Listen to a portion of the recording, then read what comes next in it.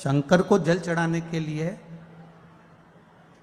5 स्थान हैं जहां शिव को जल चढ़ाया जाता है और शंकर उस जल को स्वीकार करते हैं, जिसको पंचगंगा कहा गया। 5 स्थान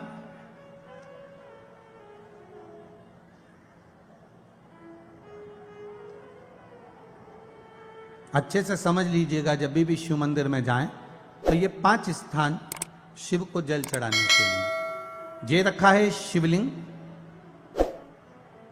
गोल जलाधारी, ये चरण जहां से पानी नीचे की ओर जाता है।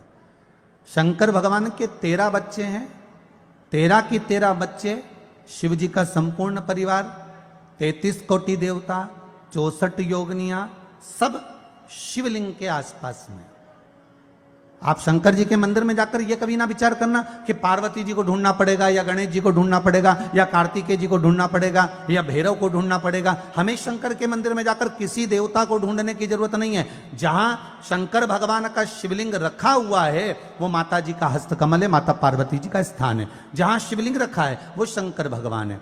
जहां जलाधारी है उस जलाधारी के पास में जहां पानी बहता है बीच में अशोक सुंदरी का स्थान है। जहां से पानी बह रहा है उसका राइट भाग वहां गणेश जी का स्थान है, लेफ्ट भाग कार्तिकेय जी का स्थान है। शंकर भगवान के ऊपर जो जल गिर रहा है वो शंकर भगवान की 5 लड़कियां जया, विषहरा, शामली बारी, दौतली, देव, ये शंकर जी की 5 बेटियां ऊपर हैं। जहां से पानी बहकर उस निकासी से, जहां नाली बनी रहती है, पानी जहां से निकलकर बाहर मंदिर के जा रहा है वो 33 कोटि देवताओं का स्थान है। इसलिए सारे मंदिरों की परिक्रमा हो सकती है पर शंकर जी के मंदिर की परिक्रमा नहीं करते, क्योंकि वो जल जो जा रहा है वो 33 कोटि देवताओं का स्थान है, उसको हम लांघ नहीं सकते। वो स्थान जल चढ़ाते समय आप इसका स्मरण रखें।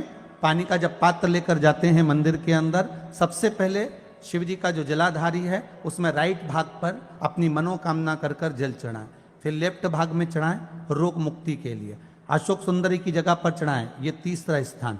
4था स्थान माता पार्वती जी का जो कटी भाग है जहां पर शिवलिंग रखा हुआ है उस भाग पर जल चढ़ाएं, 4था भाग। 5वां भाग शंकर जी के ऊपर चढ़ाएं। ये 5 जगह पर जल क्रमवाइज चढ़ाएं। आप लोग जाते हो डायरेक्ट जाकर शंकर जी पे जल उंडेल करा जाते हो,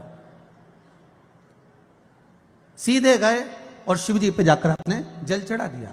हमारे यहां शास्त्र कहता है जैसे अपन देवताओं की पूजन करते हैं तो पंडित जी सबसे पहले पूजन किसकी कराते हैं? जम के बोलो जरा, गणेश जी की। गणेश जी के बाद पूजन कराते कराते कराते कराते कराते कराते आगे के सारे देवता कराते कराते कराते कराते फिर मूल पूजन पर पहुंचते हैं। आप डायरेक्ट मूल पूजन पे पहुंच जाते हो।